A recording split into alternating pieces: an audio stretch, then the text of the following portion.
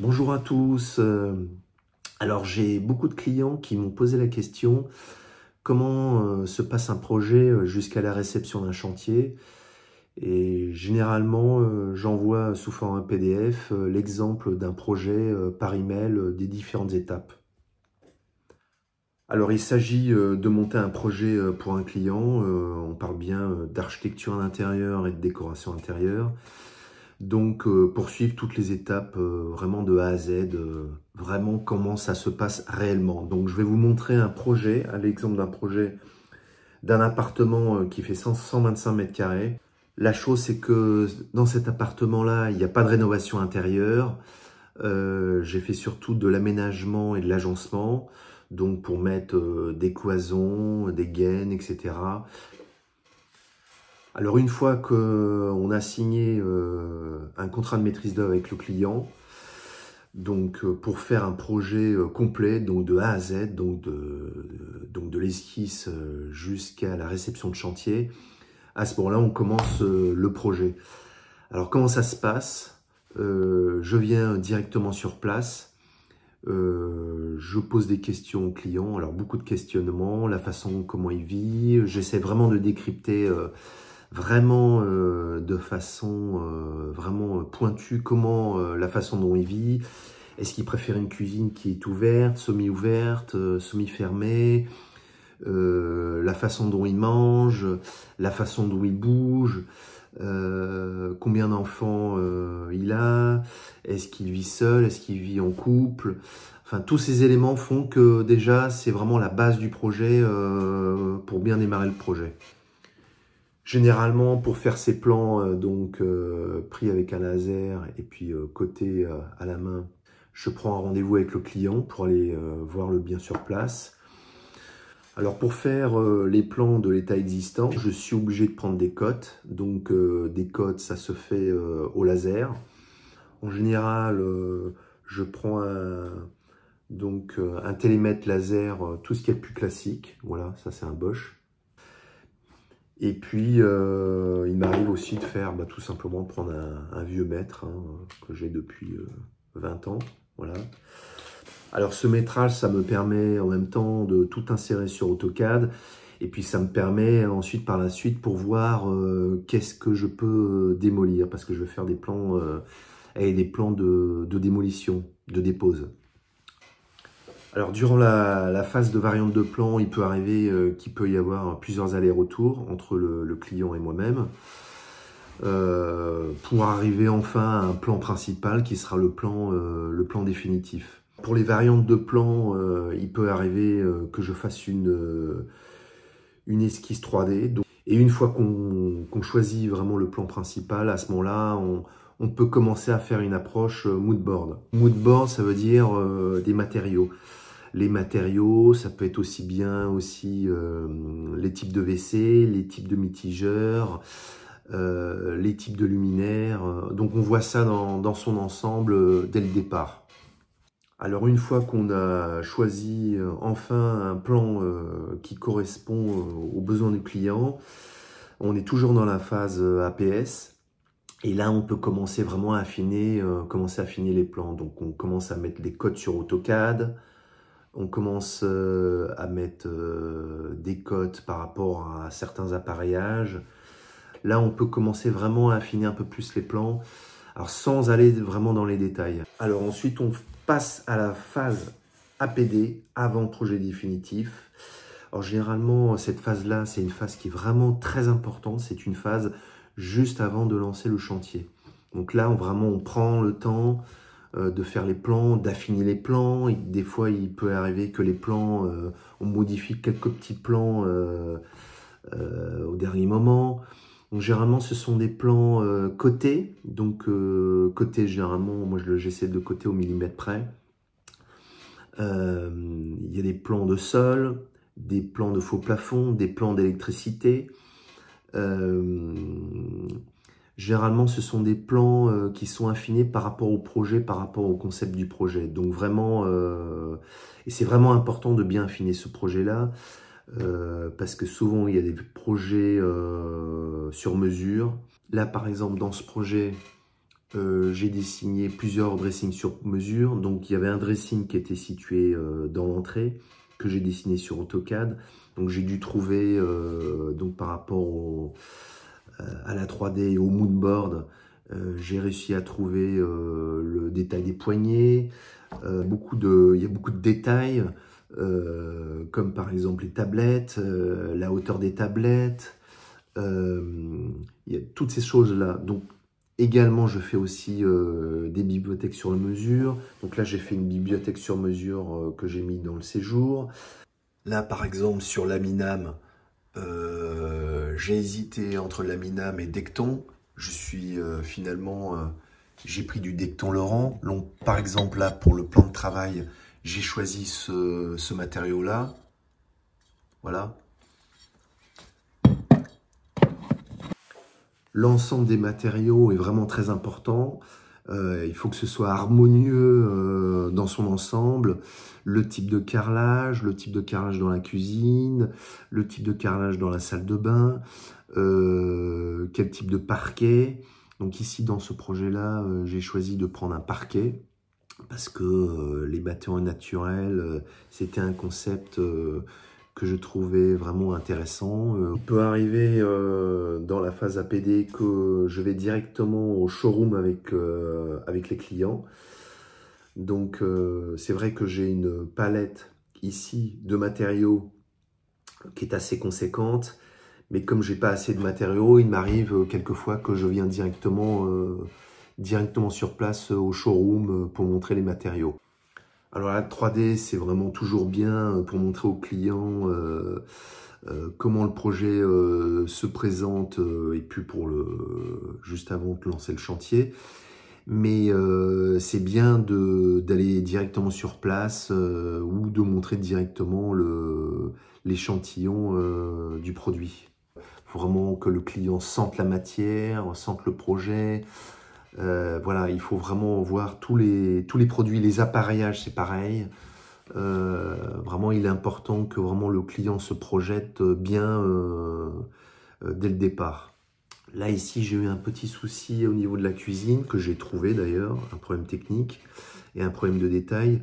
Le coin de la cuisine, donc comme si c'était une cuisine Ikea, j'ai dû réajuster avec l'agenceur pour pouvoir faire une découpe précise du coin de la cuisine pour qu'il y ait un retour au niveau des gorges des ouvertures de la cuisine, des portes de cuisine en fait. Donc il y a une porte qui est complètement fermée, qui est collée, et une autre porte qui est ouverte, et ça m'a permis d'ajuster, de trouver donc cette harmonie justement de gorge qui est ouverte sur la cuisine. Alors dans l'architecture intérieure, il y a énormément de détails, comme par exemple sur ce projet, au niveau du dressing, il y a des poignées intégrées qui ont été mises directement sur la porte. Donc la porte faisait 19 mm d'épaisseur, donc il a fallu vraiment réfléchir parce que l'épaisseur de la poignée faisait 15 mm, donc il restait 4 mm. Donc j'ai discuté avec l'agenceur pour voir est-ce que 4 mm suffisent, etc. Donc c'est que des petits problèmes techniques, vraiment de détails qu'il faut régler sur place ou régler directement juste avant la mise en place du chantier.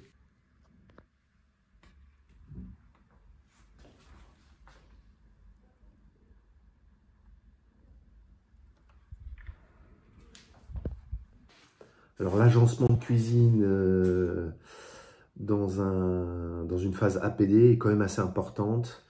Donc je vais faire des plans vraiment détaillés sur AutoCAD, des caissons, les façades de portes, la façon dont on circule dans l'espace entre la cuisine et la salle à manger. Ensuite, est-ce que ce sont des façades coulissantes ou est-ce que ce sont des portes battantes? Voilà, vraiment, chaque détail a son importance. Est-ce que ce sont des poignées intégrées? Est-ce que les poignées sont visibles? Voilà, vraiment, chaque détail aura son importance. Pareil pour une salle de bain, l'agencement d'une salle de bain doit être vraiment pensé au millimètre près. pour les meubles, le meuble vasque, le type de vasque, le type de mitigeur. Est-ce que dans cette salle de bain, est-ce que je mets une baignoire ou est-ce que je mets plutôt une douche? Est-ce que je mets une vasque? Est-ce que c'est une douche à l'italienne? Voilà, toutes ces choses-là ont vraiment une importance. Le type de carrelage,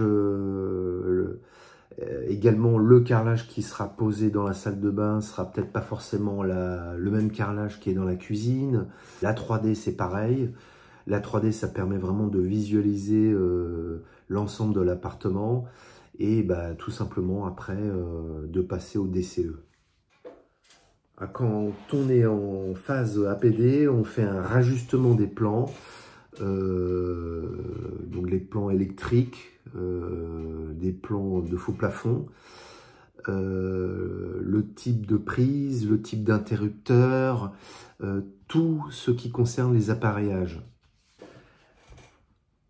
Alors dans ce projet donc de 125 mètres carrés, j'ai pu réfléchir effectivement au niveau de la salle de bain, le type de mitigeur que j'ai mis, qui est une Grohe en fait, et pour la vasque pareil. Alors dans la salle de bain, le carrelage qui a été choisi, c'est du carrelage imitation de marbre blanc, donc qui était en harmonie avec le meuble vasque, et pareil avec le mitigeur, donc qui est de couleur noire. Pour revenir donc au mood board, donc ce sont les matériaux. Donc chaque matériau a été pensé. Par exemple ici, on est sur du parquet, voilà, du parquet Boone et du parquet en chêne. Donc ce parquet là, en fait, il a fallu que je pense pour qu'il arrive au même niveau, même seuil que le carrelage. Et il fallait aussi que je pense comment le joint arrive entre le parquet et le carrelage. Voilà, c'est ce genre de détail qu'il faut vraiment penser. Donc ça, ce sont des plans de calpinage de sol. Pareil ici pour la façade du dressing. Alors une fois que tout l'ensemble des plans ont été définitifs et donc ont été validés par le client, donc les plans généraux, côté au millimètre près, bref, tous les plans ont été validés. Passe ensuite la phase de DCE et des CCTP. Qu'est-ce que c'est qu'un CCTP? C'est un descriptif lot par lot, donc un descriptif pour l'électricité, un descriptif pour la plomberie, un descriptif pour la peinture et un descriptif pour la menuiserie ou l'agencement. Une fois que j'ai établi tous les descriptifs lot par lot, donc plomberie, électricité, peinture, menuiserie, agencement, etc., etc., je le remets aux entreprises. Voilà. J'essaie de faire un comparatif avec le client, donc je me mets sur une table et je compare tous les devis lot par lot, ligne par ligne avec le client. Hein. Donc ça se fait pas en un quart d'heure. Ça se fait quand même, il faut compter au moins une demi-journée pour regarder tous les devis ensemble, côte à côte, avec le client. Alors, de façon générale, c'est pas forcément le lot qui est le moins cher qui sera le meilleur.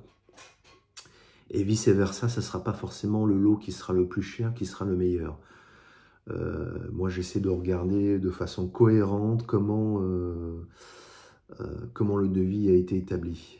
Il peut arriver des fois que entre 3 ou 4 entreprises, par exemple d'électricité, par exemple, hein, je donne vraiment un ordre d'exemple, hein, a été validé avec le client. Il peut arriver que on peut choisir une société qui va faire l'électricité, mais ne sera pas disponible pour le planning de chantier entre telle date et telle date. Donc j'essaie non seulement de vérifier la décennale avec le client, mais aussi de vérifier est-ce que l'entreprise sera disponible entre telle date et telle date par rapport au planning de chantier. C'est aussi valable pour les appareillages, par exemple des mitigeurs. Par exemple, il y a des mitigeurs qui ne seront pas forcément disponibles avant 3 mois ou 6 mois. Je dis vraiment un ordre d'exemple, hein, bien entendu. un mitigeur qu'aura choisi le client. Voilà, donc il faudra en fait voir entre le client, l'entreprise et puis moi-même. Alors un détail quand même très important, lorsque je remets un devis estimatif pour chaque client, juste avant de lancer le projet APS, hein, jusqu'à la réception de chantier, j'essaie d'évaluer la durée du projet. Quand je dis la durée du projet, c'est l'APS, l'APD, combien de temps ça va prendre, et le chantier, combien de temps le chantier va durer. De façon générale, je suis complètement transparent avec le client, c'est-à-dire que quand je dis que le chantier va durer 3 mois et que le client insiste pour que le chantier se passe en 2 mois et que c'est absolument impossible par rapport aux entreprises, par rapport au planning du chantier, je préfère être, dès le départ, être complètement transparent avec le client. Si c'est 3 mois de chantier, ce ne sera pas 2 mois ni 1 mois, ce sera 3 mois de chantier. Voilà. Donc moi, je ne fais pas plaisir aux clients, j'essaie d'être le plus transparent possible au niveau des devis et au niveau de la durée du chantier. Alors après, on arrive à la phase pilotage de chantier. Qu'est-ce que c'est que le pilotage de chantier? C'est la création d'un planning de chantier lot par lot. Donc en général, il commence par la démolition. Donc ici, il n'y a pas eu de démolition parce que c'était de l'aménagement et de l'agencement. Mais de façon générale, il y a toujours une démolition derrière. Alors une démolition, pareil, prend du temps, elle n'est pas gratuite. Tout dépend de l'état de l'appartement. Alors de façon générale, un chantier,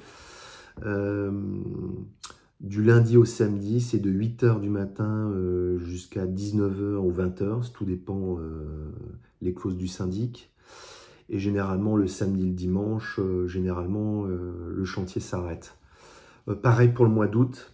Il faut vraiment prendre en compte les gens qui commencent à faire un chantier, qui veulent faire un chantier tout le mois d'août, il est complètement arrêté. Là, ça a été le cas pour ce chantier-là, puisque tout le mois d'août, même du 15 juillet jusqu'à fin août, le chantier était complètement arrêté.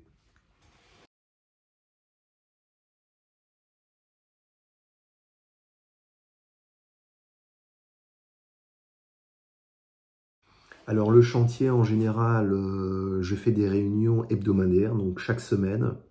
Et en dehors du chantier, j'essaie de faire des visites au hasard, c'est-à-dire je viens un jour dans la semaine pour voir l'état du chantier. En dehors de la visite avec le client, ça permet vraiment de voir l'évolution du chantier et puis vraiment de regarder que chaque chose a été faite comme je l'ai demandé dans la dernière réunion de chantier. Est-ce que ce lot a été rectifié? Par exemple, si une plainte n'a pas été mise au bon endroit, est-ce que la plainte a été posée comme ça a été demandé? Alors moi, ça fait quand même plus de 20 ans que je fais des chantiers. J'ai fait mon premier chantier en 2000.